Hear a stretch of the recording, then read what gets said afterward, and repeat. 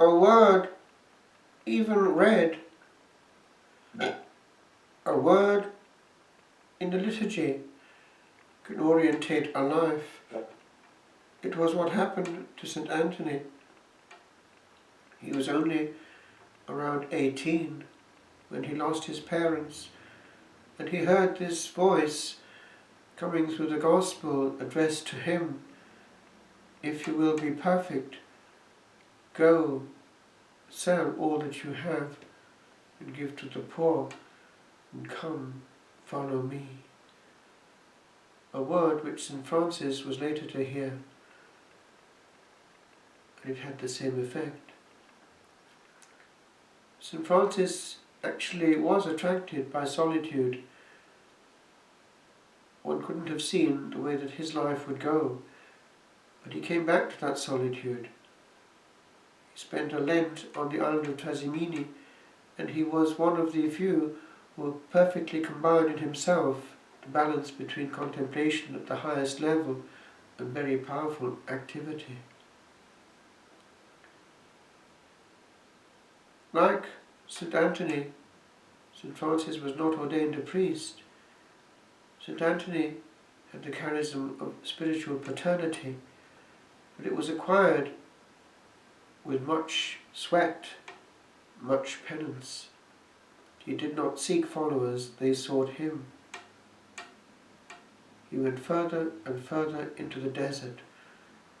In the desert, the eremos, is the place where there is no human consolation.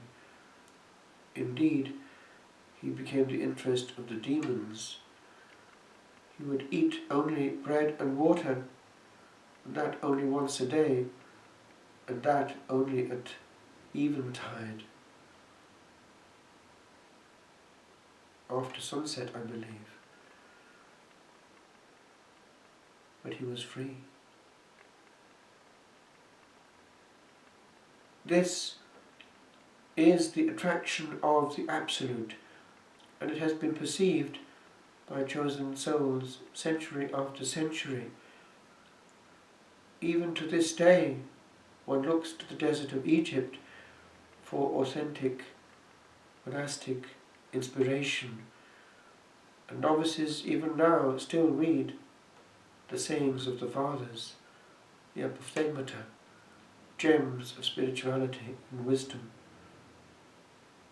St. Benedict only harnessed it, as did Basil in the East. And the wisdom of the centuries is there in a monastic life which controls the damage that time can do to us by keeping time in order. The bells chime, and in them the voice of God is heard. Order. Back to base, back to base, back to base. Time gratuitously spent in upward mode, wasting gloriously time. The monks knew how to waste time in the most profitable way, and we have trimmed their time wastage so as to be efficacious, and in the process we've lost God. Things can function very well in a monastery, even without God, if we're not careful. In the West, we're very efficacious, and things must function, and woe betide any instrument or computer that doesn't. In the East, perhaps they're more reluctant to evolve, but ethos is today as it was yesterday, and probably as it will be forever. There, one feels the unhurried march of time, and much wastage thereof, gloriously, gloriously spent, hours and hours of pure waste of time for the world. But do the angels waste their time? Do the seraphim waste their time? Do the cherubim waste their time? Do the archangels waste their time around the throne of glory? God has the right to call angels also out of society. The rights of God are such that no one need question them. And this pure gratuity of the monastic life is part of the mystical structure of the Church. It is interesting that the Bishop of Meath intuited its importance, whereas other bishops didn't.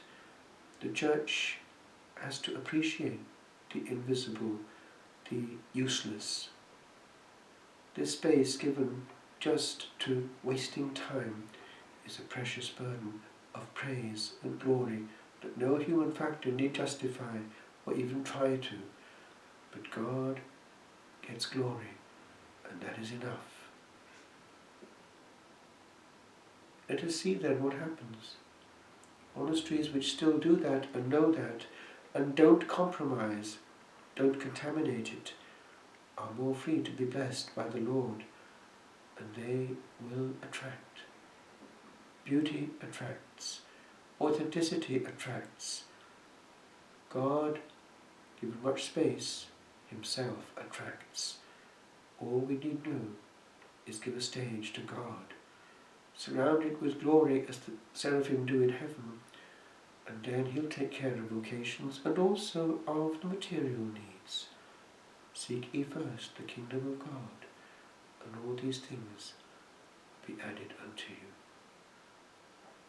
And so it is that over the centuries they sought places of beauty, places of quiet, places of isolation, and in the West the form of the eremos of the desert became often islands, mountains, hidden wastelands which actually were then cultivated, places where there was only the sound of silence to be heard, and in there the gentle breeze, the still, small voice.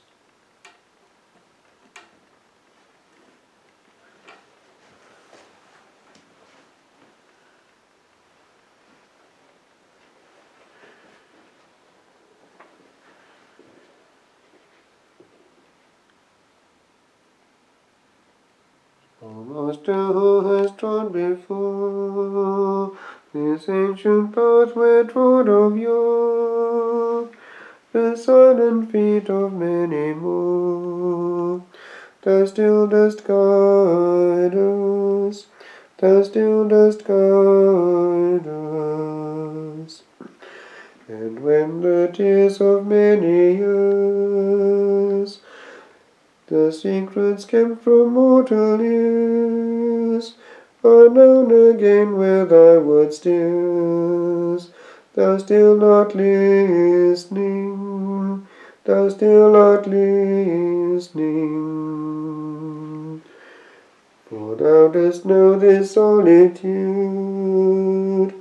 that held the unknown beatitude, beheld and held in quietude, and still dost ponder, and still dost ponder. For thou didst call and calling heard the distant echo of this word, call on and call till nothing stirred, in dying wonder, in dying wonder. Yet would at times a something move, where now thou art where ancient love, but still and whisper from above, faint not we conquer, faint not we conquer.